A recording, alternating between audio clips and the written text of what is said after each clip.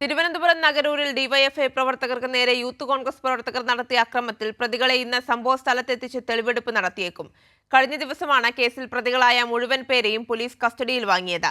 നേരത്തെ 6 പേർക്ക് കോടതി ഇടക്കാല ജാമ്യം അനുവദിച്ചിരുന്നുവെങ്കിലും പോലീസ് റിവ്യൂ പെറ്റീഷൻ നൽകിയതോടെയാണ് ജാമ്യം റദ്ദു ചെയ്തത്. പ്രതികളെ പോലീസ് കസ്റ്റഡിയിൽ വിട്ടത്.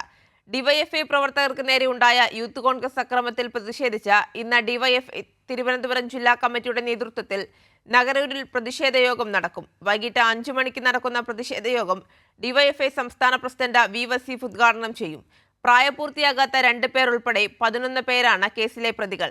അക്രമത്തിന് നേതൃത്വം നൽകിയ യൂത്ത് കോൺഗ്രസ് ആറ്റിങ്ങൽ മണ്ഡലം പ്രസിഡന്റ് സുഹൈൽ ബിൻ അൻവറാണ് കേസിലെ 1-ാം പ്രതി. ഇയാളുടെ സഹോദരനും KSU തിരുവനന്തപുരം ജില്ലാ വൈസ് പ്രസിഡന്റുമായ സഹിൽ 2-ാം പ്രതിയാണ്.